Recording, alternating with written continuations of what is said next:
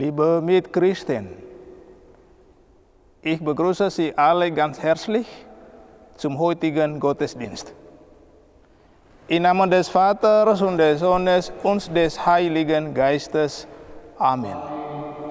Die Gnade unseres Herrn Jesus Christus, die Liebe des Vaters und die Gemeinschaft des Heiligen Geistes sei mit euch. Liebe Mitchristen, heute am Gründonnerstag feiern wir den ersten der 3 besonderen Tage der Heiligen Woche.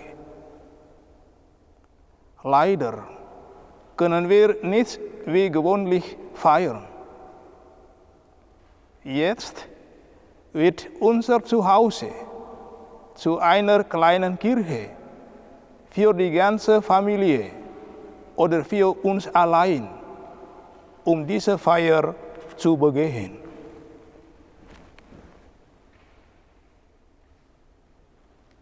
Herr Jesus Christus, du schenkst dich uns im Mahl der Liebe. Herr, erbarme dich unser. Du verbindest uns immer inniger mit dir und untereinander. Christus, erbarme dich unser. Du wirst, dass wir deine Zeugen sind, weil wir einander lieben, wie du uns geliebt hast. Herr, erbarme dich unser. Komm, Herr Jesus Christus, unsere Schwachheit zu Hilfe. Stärke uns besonders in der Liebe, damit wir immer nach deinem Beispiel und Vorbild leben. Amen.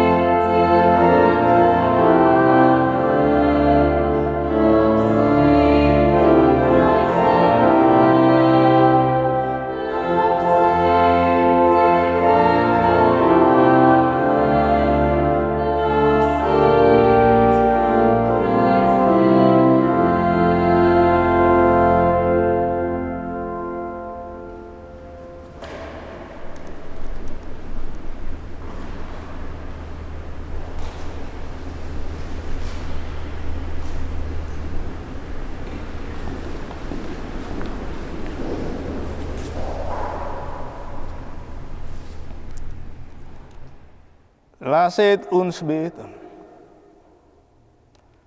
Allmächtiger, ewiger Gott, du bist uns Zuflucht und Stärke. Viele Generationen vor uns haben dich als mächtig erfahren, als Helfer in allen Nöten. Steh allen bei, die von dieser Krise betroffen sind, und stärke in uns den Glauben, dass du dich um jede und jeden von uns sorgst. Darum bitten wir durch Christus, deinen Sohn, unseren Herrn und Gott, der in der Einheit des Heiligen Geistes mit dir lebt und herrscht in alle Ewigkeit. Amen.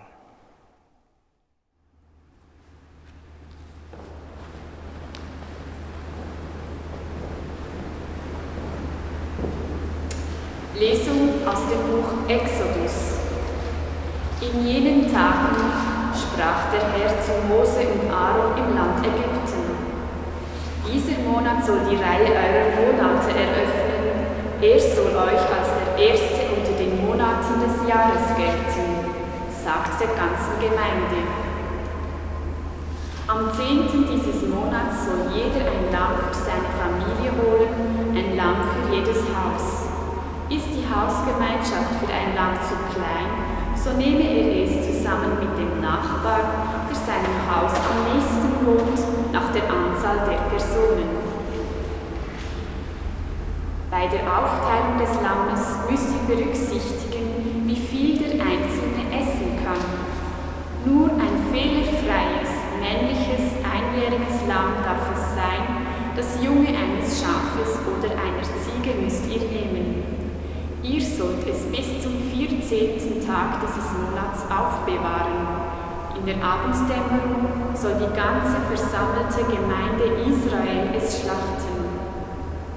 Man nehme etwas von dem Blut und bestreiche damit die beiden Türpfosten und den Türsturz an den Häusern, in denen man es essen will. Noch in der gleichen Nacht soll man das Fleisch essen, über dem Feuer gebraten, und zusammen mit ungesäuertem Brot und Bitterkräutern soll man es essen. So aber sollt ihr es essen, eure Hüften gegürtet, Schuhe an euren Füßen und euren Stab in eurer Hand. Esst es hastig, es ist ein Pessach für den Herrn, das heißt, der Vorübergang des Herrn. In dieser Nacht gehe ich durch das Land Ägypten und erschlage im Land Ägypten jede Erstgeburt bei Mensch und Vieh. Über alle Götter Ägyptens halte ich Gericht, ich, der Herr. Das Blut an den Häusern, in denen ihr wohnt, soll für euch ein Zeichen sein. Wenn ich das Blut sehe, werde ich an euch vorübergehen, und das vernichtende Unheil wird euch nicht treffen, wenn ich das Land Ägypten schlage. Diesen Tag sollt ihr als Gedenktag begehen, feiert ihn als ein Fest für den Herrn. Für eure kommenden Generationen wird es eine ewige Satzung sein, das Fest zu feiern. Wort des lebendigen Gottes. Dank sei Gott.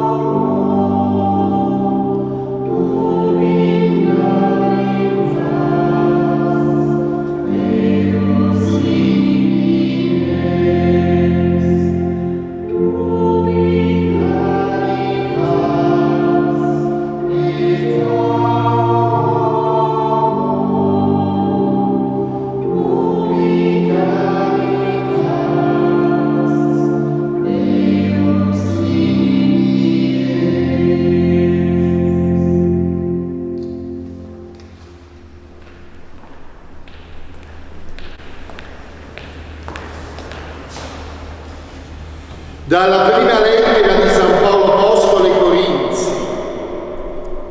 Fratelli, io ho ricevuto dal Signore che mia volta vi ho trasmesso.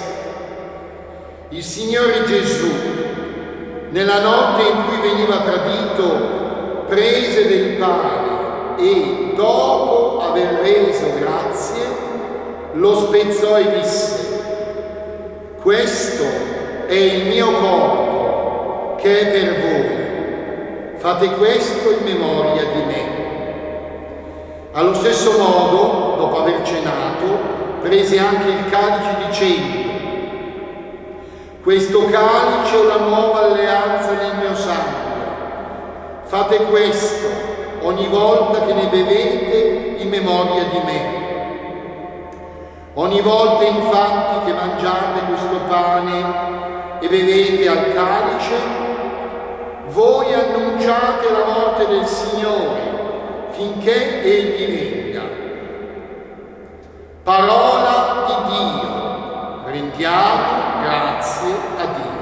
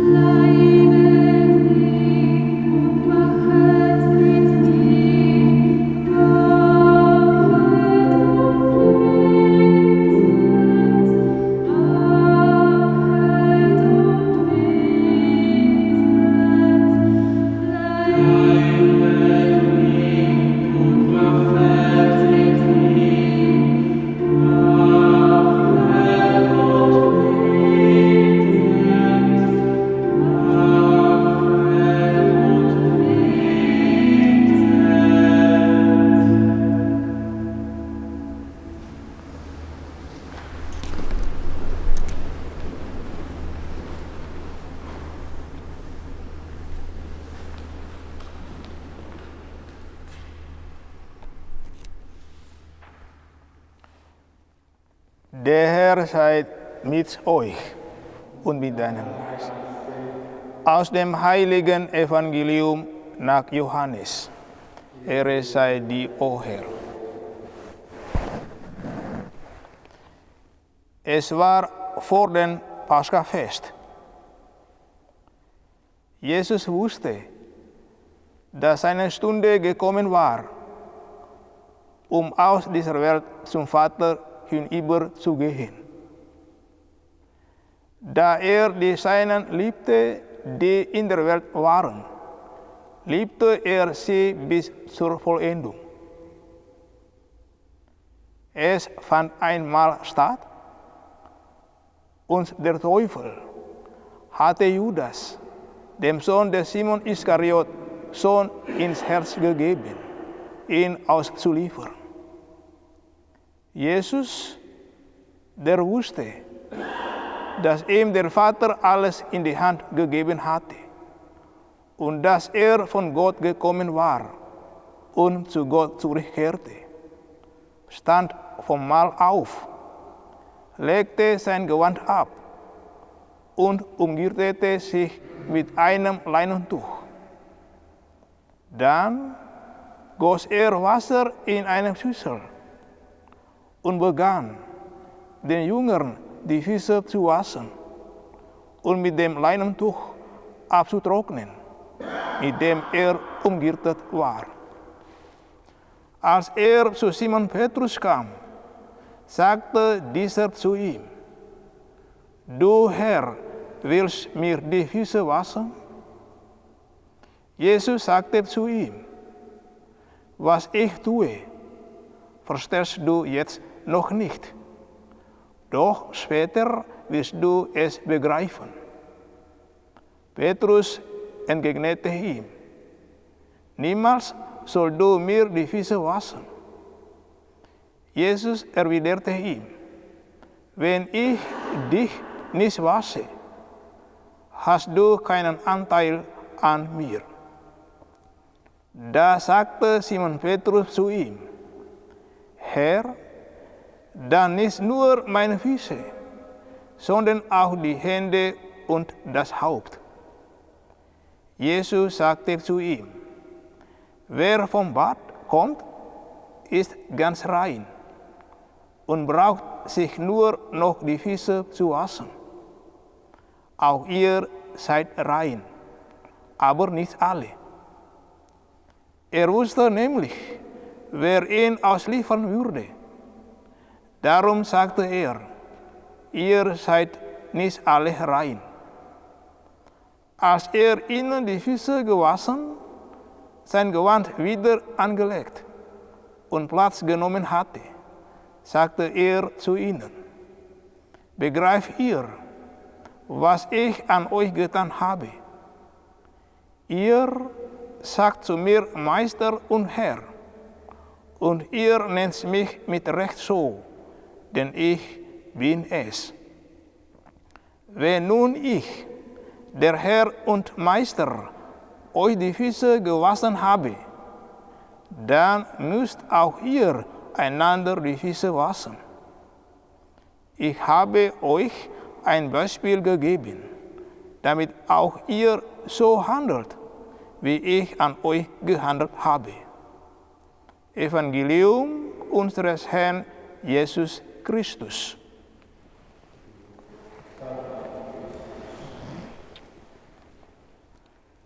Liebe Mitchristen,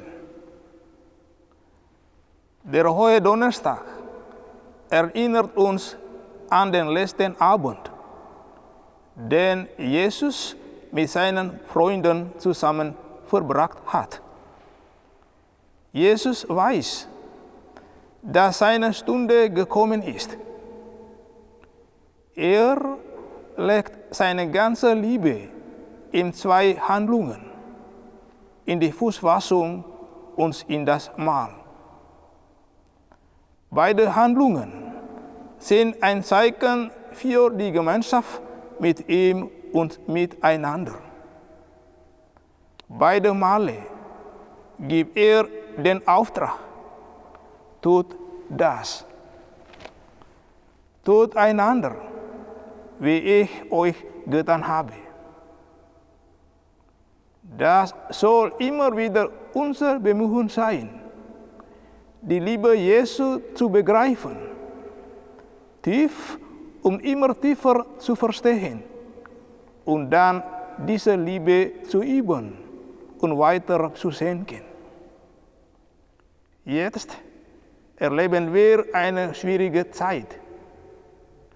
Diese Zeit prüft uns als Gläubige in unserer Liebe zu Gott und zum Nächsten. Unsere Liebe zu Gott können wir zeigen, indem wir ihn ernst nehmen und mit ihm reden. Wir dürfen klagen über unsere schwierigen Situationen. Wir dürfen ihn auch um Hilfe bitten in der Zeit der gegenwärtigen Corona-Krise. Unsere Liebe zu den Nächsten können wir zeigen, indem wir ihre Not sehen, ihre Sorgen anhören, ihnen Hilfe anbieten und für andere beten. Vor der Liebe muss niemand Angst haben. Liebe ist nie schädlich. Sie ist immer heilsam. Sie ist immer gut für uns Menschen.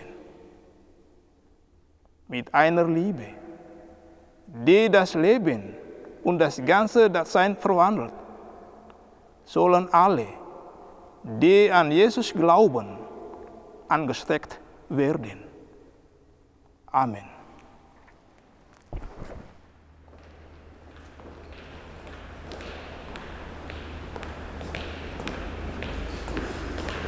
Carissimi e carissimi fratelli e sorelle, in questi giorni viviamo in modo un po' strano questa settimana santa, questa messa nella cena del Signore, perché siamo tutti segregati un po' in casa, penso agli anziani, penso agli ammalati, penso alle famiglie che devono intraprendere intrattenere con la fantasia i bambini, trovare delle strategie alternative per ammazzare un po' il tempo.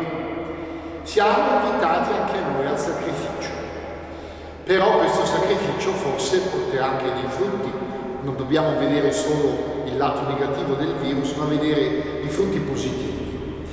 Gesù sulla croce ha sacrificato se stesso in modo cruento per espiare una volta per tutte il peccato del mondo. Il Giovedì Santo, l'ultima cena, non è semplicemente un banchetto pasquale giudaico, ma in questo contesto Gesù offre il proprio sacrificio, in questo caso non cruento, perché il sacrificio cruento è compiuto sull'altare della croce. In ogni messa, anche questo, nel ministro ordinato, che sia il Papa, che sia il Vescovo, che sia il Prete, che presiede la Santa Messa, è lo stesso Cristo ad agire, affinché l'ostia pura e il calice della nuova alleanza siano offerti dalla Chiesa qui e ora per attuare le espiazioni e la remissione dei nostri e dei peccati del mondo. E dalla stessa Eucaristia che sgorga come sorgente sua naturale il comandamento nuovo dell'amore che Gesù invita agli Apostoli a seguire e a vivere. È un comandamento che si traduce in un sacerdozio della vita di coloro che, come tutti noi se lo vogliamo, obbedendo all'esempio di Cristo, non cerchiamo di essere serviti, ma di servire. E così facendo, facciamo quello che Lui, Gesù, ha fatto prima di noi e per tutti noi. Sia lodato Gesù Cristo.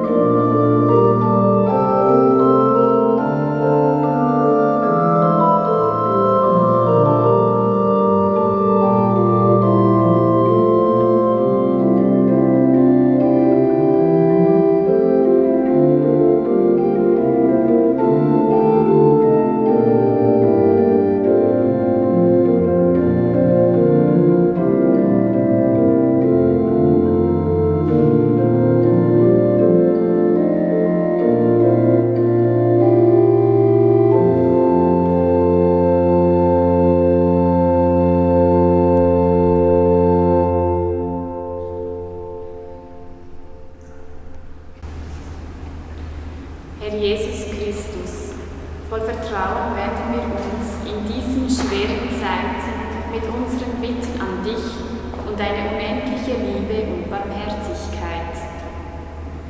Jesus, du hast am Ölberg aus Angst vor dem, was kommen wird, Blut geschwitzt. Sei du allen Menschen nahe, die in diesen Tagen und Wochen voll Angst in die Zukunft blicken. Wir bitten dich, erhöre uns. Jesus, du hast darauf vertraut, dass Gott, dein Vater, bei dir ist. Schenke uns deine Nähe, gib uns Liebe ins Herz und die Zuversicht, in deinen Armen geborgen zu sein. Wir bitten dich, erhöre uns. Jesus, du musstest das Gefühl des Ausgestoßenseins, des Gefangenseins und der Erniedrigung über dich ergehen lassen.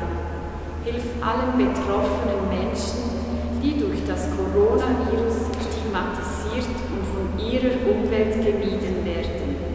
Wir bitten dich, erhöre uns. Wir bitten dich, erhöre uns. Preghiamo insieme, diciamo: ascoltaci, o Signore, ascoltaci, o Signore. Hai comandato ai tuoi discepoli di celebrare l'Eucaristia in tua memoria, per rendere presente il mistero pasquale. Ti affidiamo il ministero del Papa e di tutti i ministri della Chiesa, affinché siano sempre fedeli a questa grande vocazione. Preghiamo: ascoltaci, o Signore.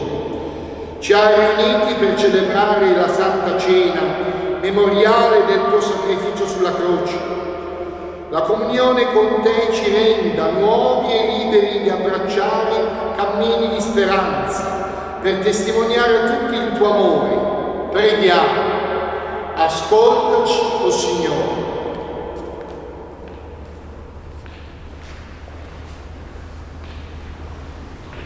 Herr, du schenkst uns Anteil an deiner Liebe. Lass diese deine Liebe in uns wachsen und wirksam werden, sodass sich dein Licht im Dunkel unserer Welt ausbreitet.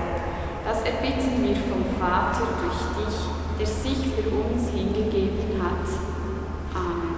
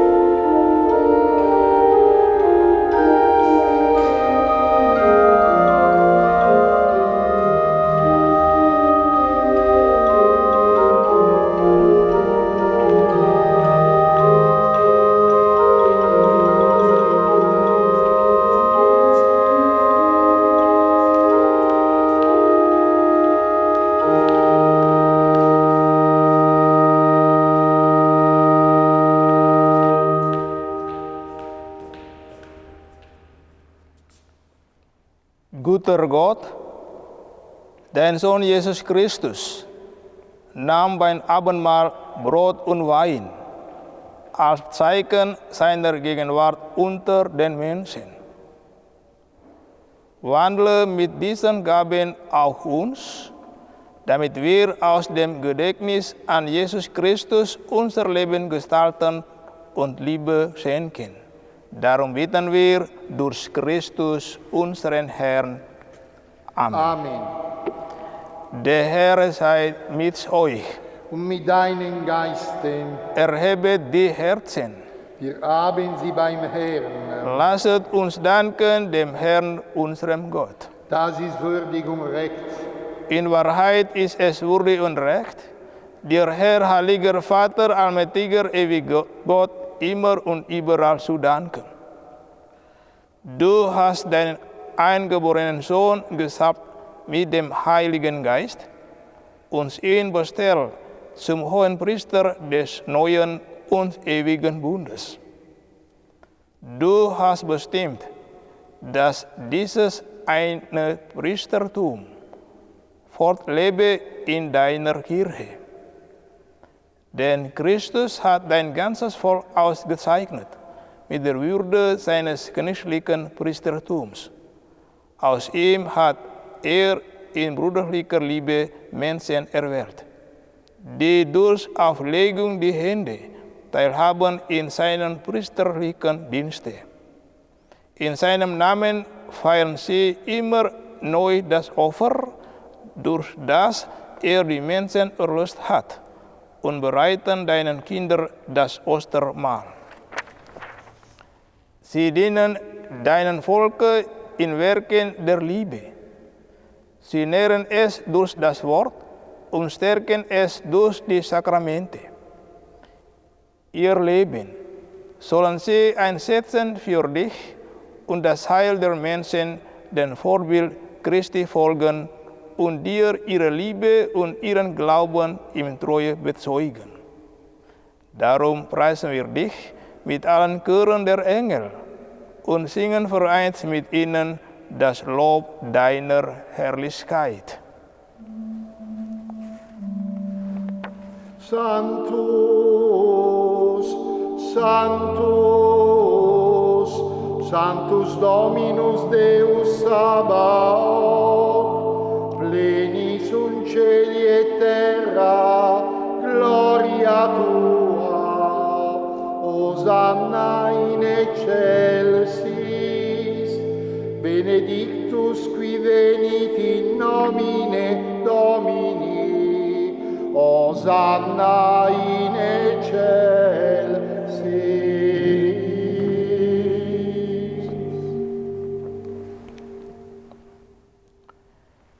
Ja, du bist heilig großer Gott. Du bist der Quell aller Heiligkeit. Darum bitten wir dich. Sende deinen Geist auf diese Gaben herab und heilige sie, damit sie uns werden, Leib und Blut deines Sohnes, unseres Herrn Jesus Christus. Denn am Abend, an dem ausgeliefert wurde und sie aus freiem Willen dem Leiden unterwarf, nahm das Brot und sagte Dank, brach es, reichte es seinen Jüngern und sprach: Nehmet und esset alles davon. Das ist mein Leib, der für euch hingegeben wird.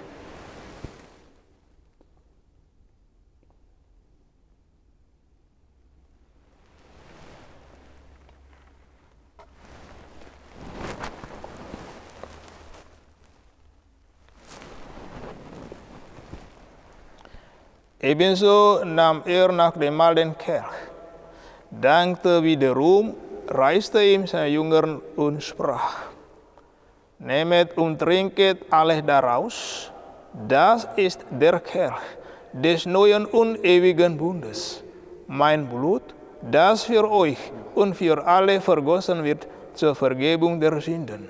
Tut dies zu meinem Gedächtnis.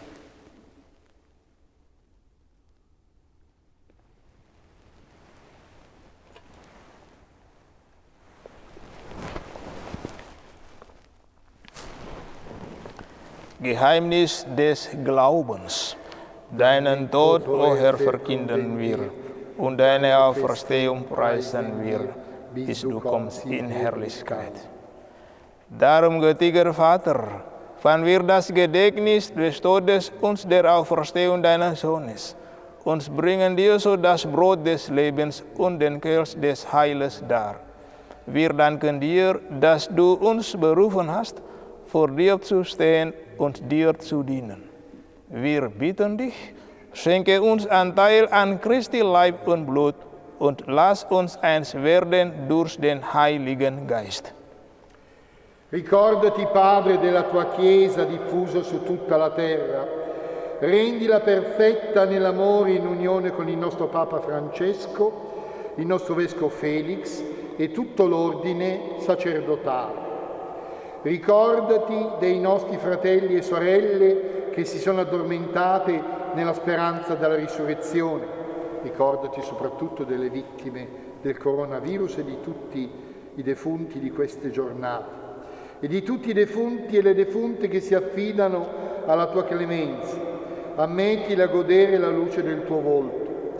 Di noi tutti abbi misericordia. Donaci ad aver parte alla vita eterna insieme con la Beata Maria, Vergine e Madre di Dio, con gli apostoli e tutti i santi e le sante che in ogni tempo ti furono gradite, e in Gesù Cristo tuo Figlio canteremo la tua gloria.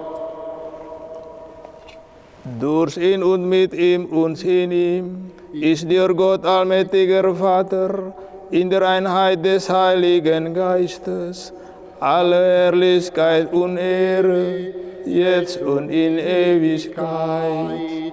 Amen.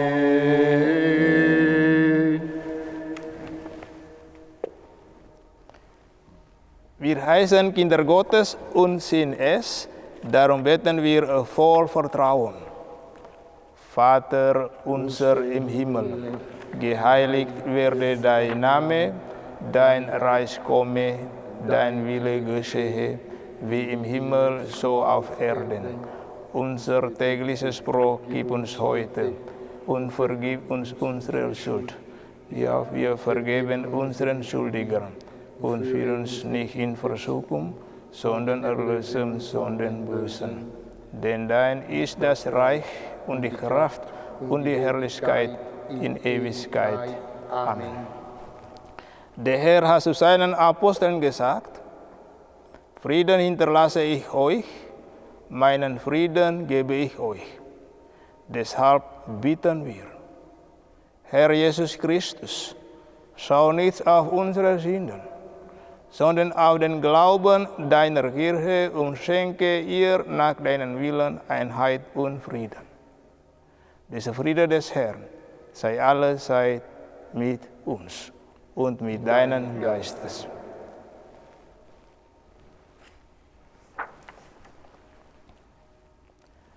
Lamm Gottes, du nimmst hinweg die Sünde der Welt. Erbarme dich unser. Lamm Gottes, du nimmst hinweg die Sünden der Welt, erbarme dich unser. Lamm Gottes, du nimmst hinweg die Sünden der Welt, gib uns deinen Frieden.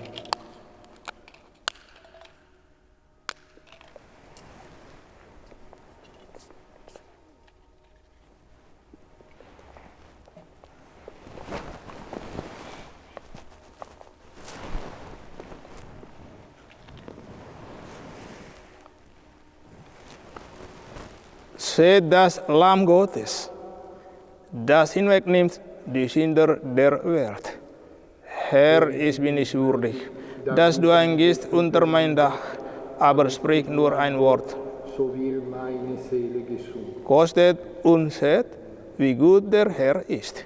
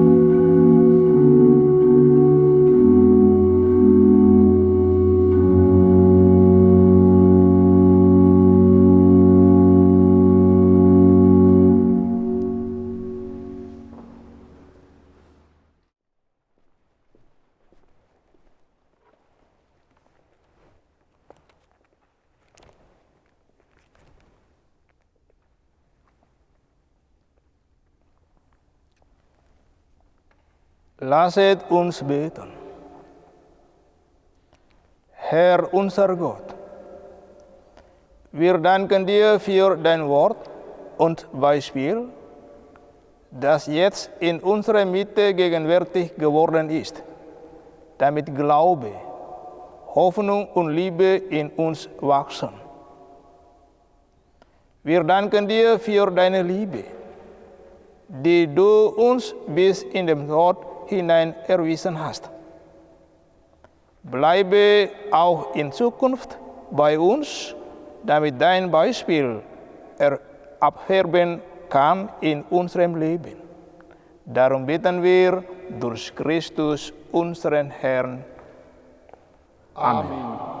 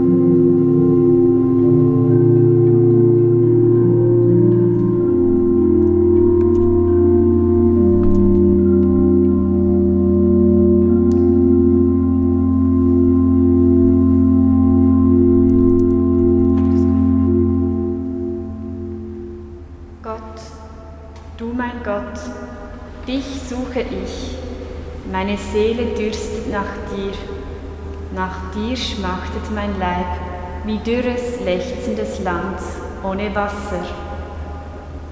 Darum halte ich Ausschau nach dir im Heiligtum, um deine Macht und Herrlichkeit zu sehen. Denn deine Huld ist besser als das Leben, darum preisen dich meine Lippen. Ich will dich rühmen, mein Leben lang, in deinem Namen die Hände erheben. Wie an Fett und Mark wird satt meine Seele, mit jubelnden Lippen soll mein Mund dich preisen. Ich denke an dich auf nächtlichem Lager und sinne über dich nach, wenn ich wache. Ja, du wurdest meine Hilfe. Jubeln kann ich im Schatten deiner Flügel.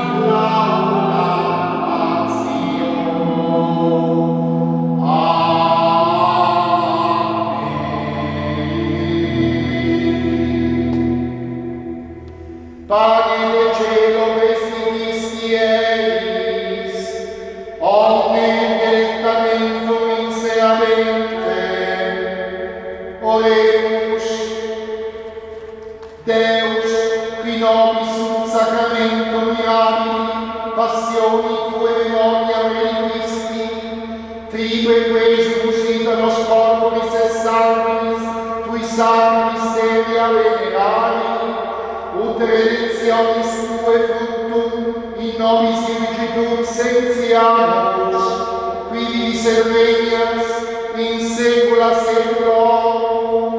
Amen.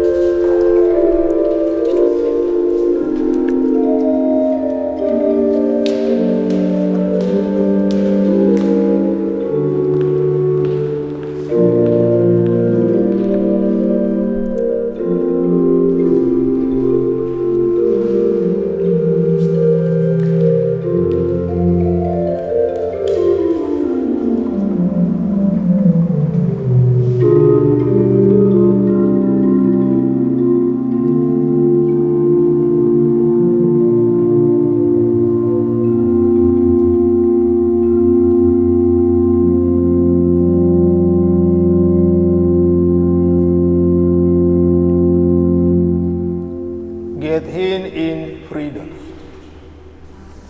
Thanks,